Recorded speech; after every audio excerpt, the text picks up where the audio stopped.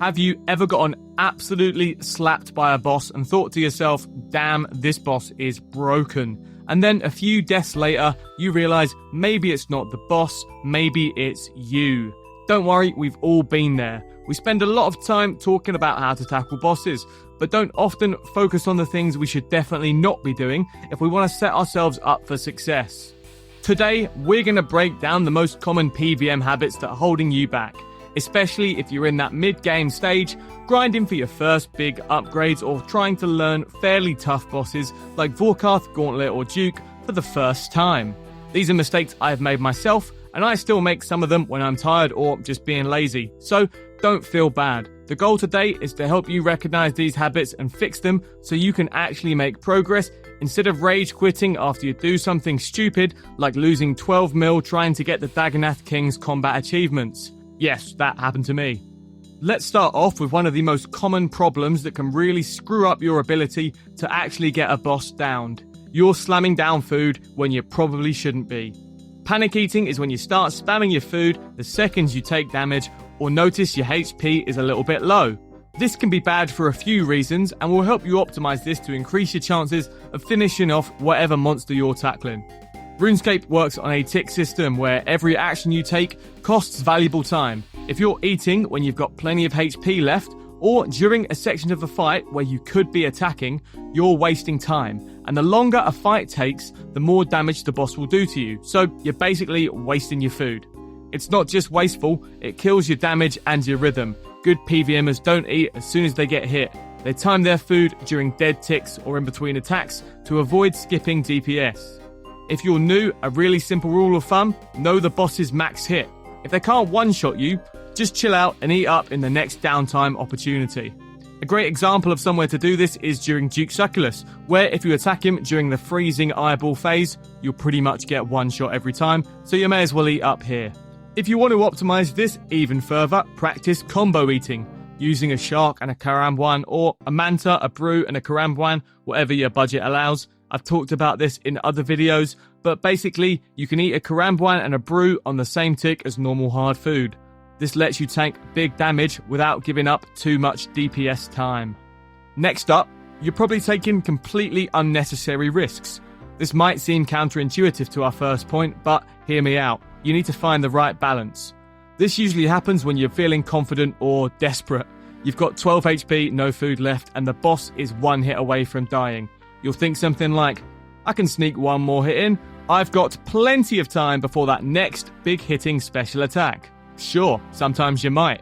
But as Duke, again, has taught me so many times, that extra 0.1 DPS is not worth the death costs. Getting too greedy with your attacks is probably one of the easiest way to throw a kill.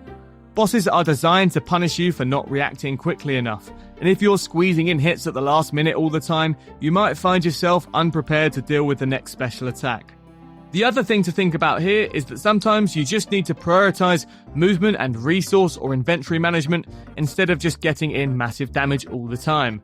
Sometimes the best play is to not attack at all for a few ticks, reset your movement, get your prayer back on, eat safely, and then go again. This isn't a race, you can't DPS a boss down if you're running back to your gravestone like a mug. This next one is a two-parter. First, the Underpreparers. I'll just go in blind and learn it as I go. I appreciate the balls it takes to do this, and to be honest, I'm too stupid and lazy to read or watch guides too. But maybe after you get spanked 10 times in a row by some obscure mechanic that you can't understand, a bit of research might be necessary.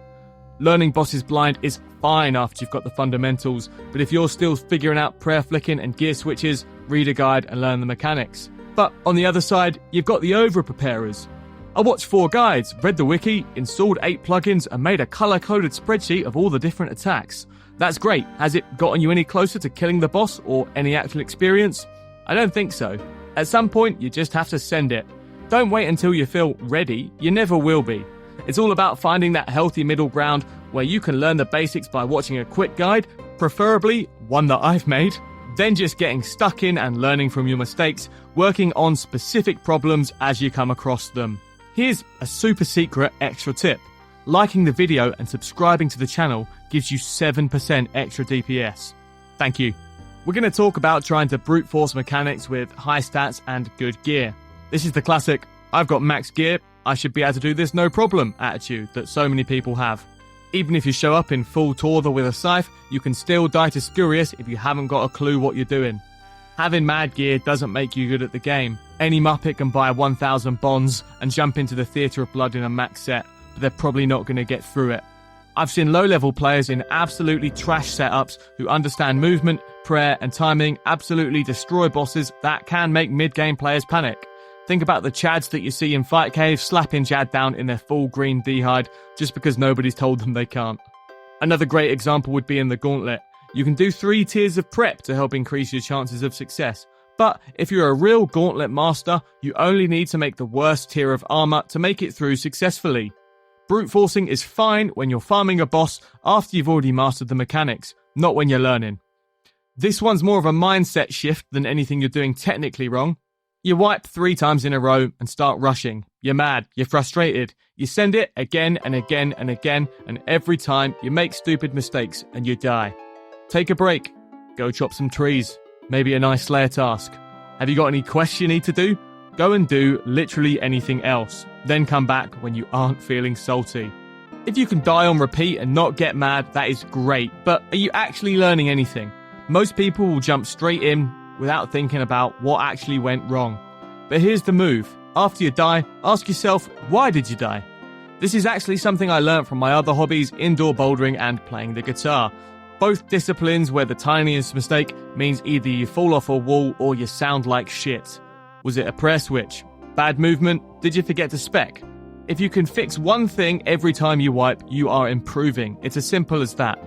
A helpful tip is to watch things back. Record yourself using tools like OBS or Streamlabs, or even the built-in Windows snipping tool. If you didn't catch your mistake as it happened, it should be crystal clear on the replay. Here's the next tip. Obviously, you shouldn't be trying to send bosses way above your ability level. However, if you've been farming Scurious for 2 months and you still haven't tried a real boss, that's probably one of your problems. Stop running from progression because it's scary. Pick one boss that's just slightly outside of your comfort zone and really dedicate some time to it. You will die, you will waste some supplies, but in the long run, I guarantee you'll improve and I guarantee you'll make loads of sweet GP. Let's run through all of those habits one more time. Panic eating means you're wasting food and you're lowering your DPS. Greedy attacks are the fastest way to get caught off guard and slap back to Lumbridge. Over or under preparing will either make you clueless and useless or completely stuck in analysis paralysis. Brute forcing a boss is a band-aid and not a solution. Playing whilst you're raging will result in burnout from any boss. Just go and do something else. Not reviewing and learning from your mistakes means you'll just make the same ones over and over again. Avoiding real content will keep you stuck in the mid-game forever. If you saw yourself in any of these, congratulations, you are just like the rest of us. These are mistakes that we all make. But the good news is, every one of these habits can be fixed, and most just require you to pay attention and get some reps in.